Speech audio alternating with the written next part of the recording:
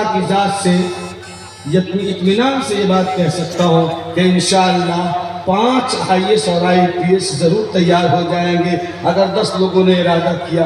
यकीन मानो अरे हमारे ये बच्चे जो मासूम होने के बावजूद 30 पारे कुरान मुक़द्दस के अपने कलेजे में महफूज कर लेते हैं, तो क्या ये हमारे बच्चे IAS और IPS नहीं बनेंगे? बनेंगे नहीं बनेंगे?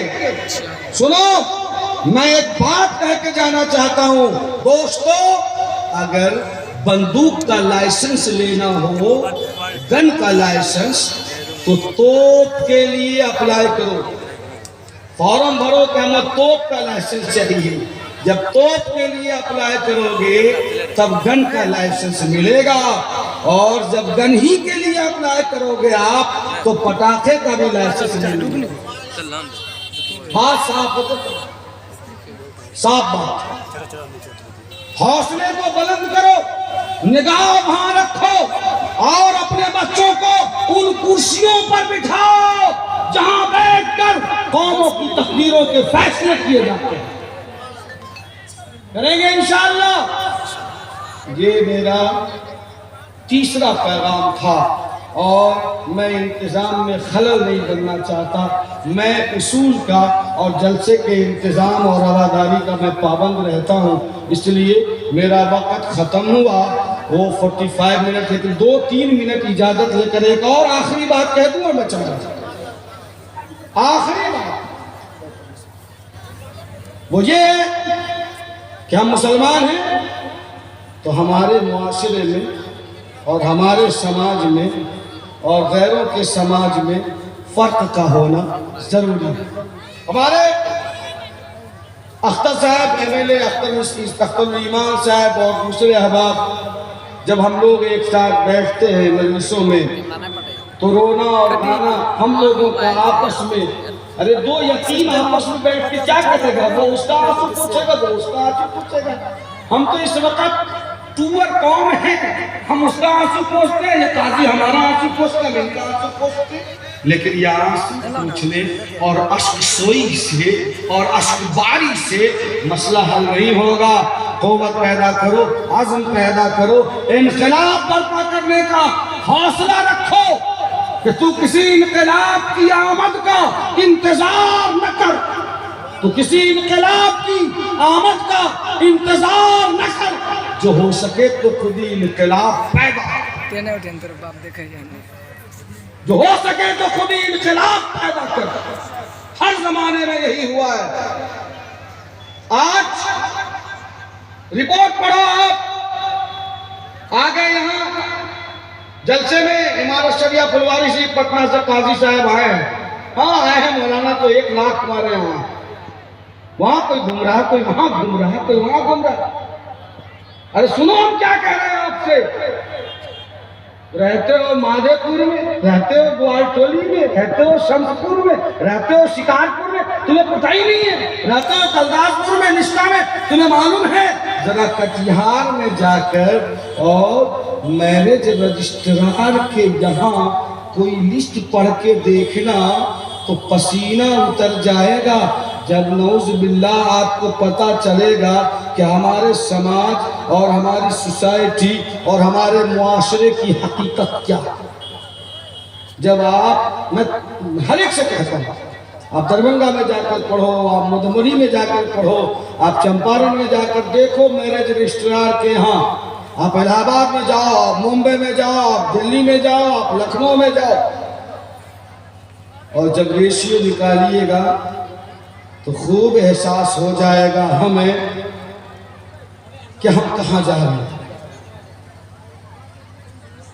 जलसा भी कराया, दाढ़ी और टोपी और मस्जिद और मस्जिद के मनारे और सारी चीजें हमने बनाई, लेकिन शर्म करो नौजवानों, हराम खोरी की वजह से और जहेज और तिलक और मोटरसाइकिल और शादियों में मुतालबे की कसरत की वजह से आज मुसलमानों की बेटियां नऊज़ बिल्लाह वो अपने दहलीज से बाहर कदम रखने पर मजबूर है और वो इर्तिदाद के दहाने पर पहुंच चुकी है।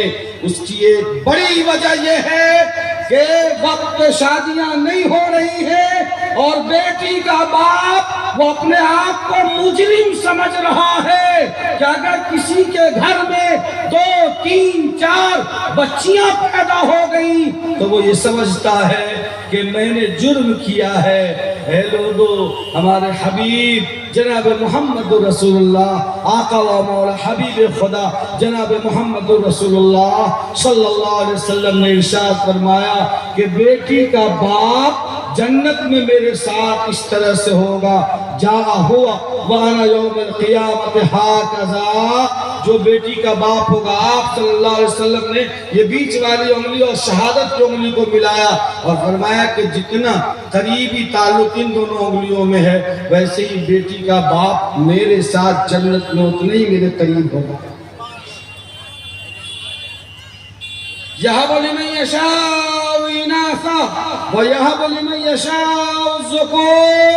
अल्लाह जिसको चाहता है बेटी देता है, अल्लाह जिसको चाहता है बेटा देता है। मुफस्सिरीन ने फरमाया कि बेटे पर बेटी का जिक्र पहले किया अल्लाह ने, इससे मतलब ये है कि बेटी का पैदा होना ये ज़्यादा फजीलत की बात है। साहब कुर्तुबी ने लिखा है मियुमनिल मरअति तबकीरुहा बिल उन्सा क़ब्ल ज़ुकूर, कि वो औरत खुशकिस्मत है जिसके कोख से पहले बेटी।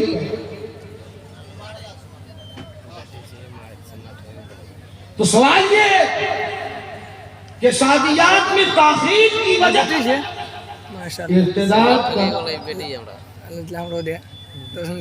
दरवाजा दिखला रहा है। मुजरिम कौन है? अरे बोलो, मुजरिम कौन है? बोलना तो पड़ेगा। बोलिए, बोलने में शर्म क्यों आती? समझ में आता तुमको? खाली हर बात पर सुभान अल्लाह बोलता है। मुजरिम कौन है? हम हैं।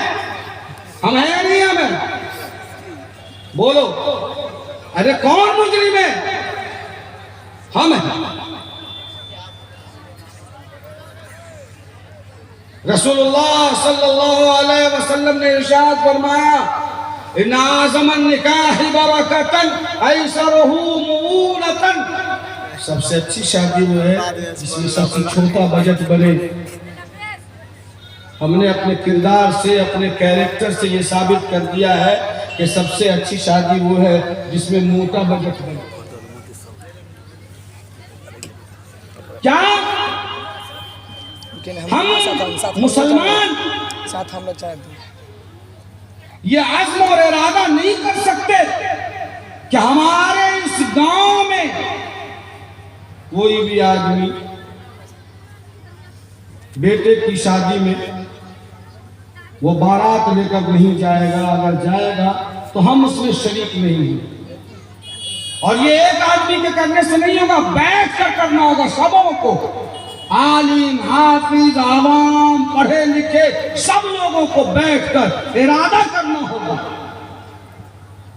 हमने तो कुरान करीम की उस आयत करीमा को खत्म कर दिया जिसमें अल्लाह ने फरमाया युसिकुमुल्लाहु फी औलादिकुम लिज़करि मिस्लु हज़्ज़िल उन्सयैन, कि अल्लाह तुम्हें ताकीदी हुक्म देता है कि जायदाद में बेटे का 2 हिस्सा है और बेटी का 1 हिस्सा है। तरका में उसे हर हाल में हिस्सा मिलेगा। बताओ आप ईमानदारी के साथ पूरे गांव में कितने लोग हैं जो अपनी बेटी को और अपनी बहन को जायदाद में हिस्सा दे रहे हैं? बता सकेंगे हमारा? क्या वरासत का ये हुक्म और कुरान का ये कानून खत्म हो? क्या ये आयत करीमा मनसूख हो गई? नहीं, नऊज़ बिल्लाह। युमिनून बिबाज़िल किताब यकफुरून बिबाज़। बाज़ आयतों पर हमारा ईमान है और बाज़ आयतों पर हमारा किरदार बोलता है कि नहीं मानता। तो मुसलमानों, जायदाद की तकसीम में तरके में अपनी बेटियों और बहनों को हिस्सा देने का रिवाज बना दो और जहेज व तिलक जैसे नापाक रस्म से नजात पा जाओ। यही एक शक्ल है ताकि ये हराम माल से हम बचें। या लदीना आमनू ला ताकुलू अमवालकुम बैनकुम बिल बातिल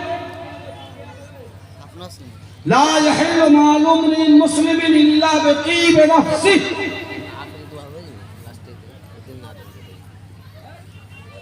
और फलसफा यूं समझिए कि अगर हमारी बेटी माधोपुर से अगर अपना हिस्सा जायदाद में से बाप की जायदाद से अपना हिस्सा अपने भाइयों से तकसीम करके अगर वो 10 कट्ठा या 1 बीघा या 10 एकड़ या 1 एकड़ जमीन लेकर जाती है तो हमारे घर में जो बहू आ रही है दलकोला से वो भी तो 1 एकड़ और 2 एकड़ अपने मैके से लेकर आ रही है। हिसाब बराबर हुआ या नहीं हुआ?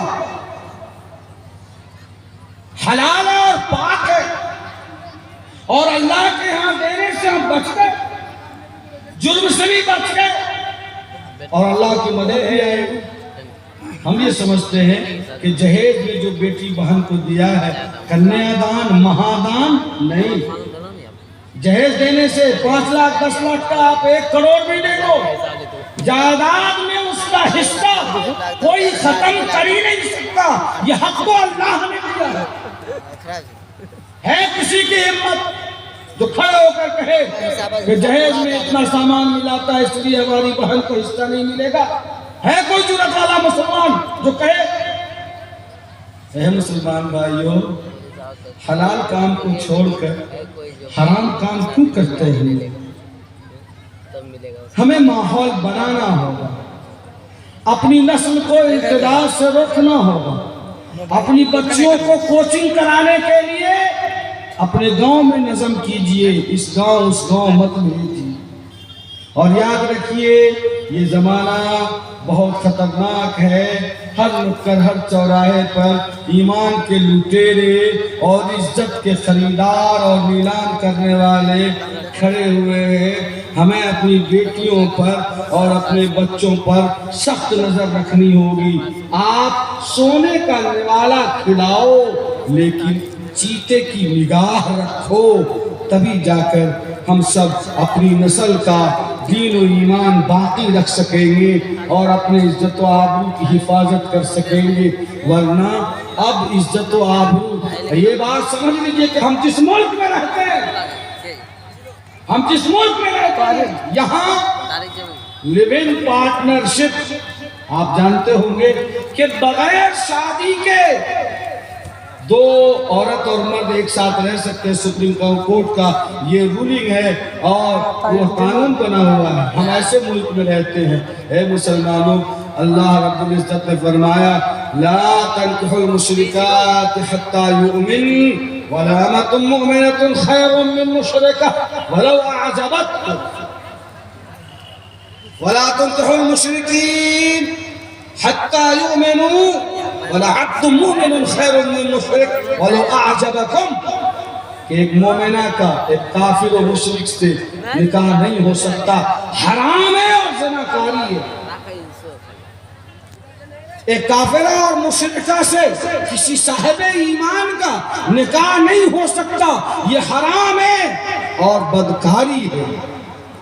हमने तो कल ही ऐलान एक जगह कहा और हजारों की आबादी हमारे ब्राह्मण भाइयों की थी। मैंने कहा कि हमारे यहाँ तो मजहब का इख्तिलाफ हो तो विवाह संपन्न हो ही नहीं सकता, निकाह जायज ही नहीं है, प्रोहिबिटेड, हराम है।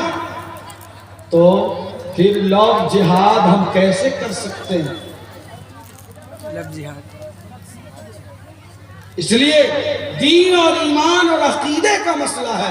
यह आखिरी बात मैं यूँ कहूँ, इसलिए मुसलमानों, हम नमाज तो पढ़ते हैं, रोज़ा तो रखते हैं, जलसे में तो आते हैं, अपने घरों में हाफिज और आलिम भी बनाते हैं, लेकिन हम इस तरह की अखलाकी बुराइयों और समाजी और मुआशरती खराबियों से अपने आप को बचाने में नाकाम हैं। तो मुझे तो अल्लामा का वो शेर याद आया काजी साहब कि इश्क कातिल से भी मकतूल से हमदर्दी भी, इश्क कातिल से भी मकतूल से हमदर्दी भी, ये बता किससे मोहब्बत की जजा मांगेगा। सजदा खालिक को भी, सजदा खालिक को भी, इब्लीस से याराना भी, हश्र में किसकी अकीदत का सिला मांगेगा। ये दुरंगी छोड़ दे, यकरंग हो जा, सरासर मोम हो या संग हो जा, आधा इधर आधा उधर, चिल्ला में भी जाएंगे और नीचे से जहेज की रकम भी गिनेंगे। हम अल्लाह को धोखा दे, मकरो व मकर अल्लाह वल्लाह खैरुल माकिरीन। तुम मकारी करते हो, अल्लाह के साथ बनावटी करते हो। सुन लो, अल्लाह की तदबीर जब आ जाएगी तो पजामा ढीला हो जाएगा। मेरा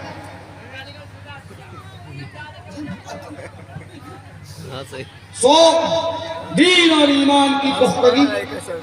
चौथी बात मैंने कही, कहा कि उलमा का इकराम हर दौर में गैरत सिद्दीकी, गैरत सिद्दीकी, दीन में कोई कमी बर्दाश्त नहीं होगी, चाहे गर्दन रहे। एक बात, इत्तेहाद कायम करना और मसलक और बिरादरी से ऊपर उठकर कायम करना। दो बात, एजुकेशन के लिए बजट बनाओ और कॉम्पिटिटिव एजुकेशन, आला एजुकेशन अपने बच्चों को दिलाओ, ताकि इस मुल्क में हम इज्जत व आबरू के साथ रहें और हमारी नस्ल रह सके। और चौथी और आखिरी बात हमने कही कि हमारा ईमान पुख्ता रहे, ईमान बचाने की कोशिश करें। जो इब्तिदा का तूफान चल रहा है वो शादियात और तकरीबात में रस्म बद के बेजा इस्तेमाल और रस्म बद के फैलने की वजह से है। इसलिए शादी को सादा और सीधा बनाए। अल्लाह ताला हम लोगों को अमल करने की तौफीक अता फरमाए। अल्लाह ताला हम सबों की हिफाजत फरमाए।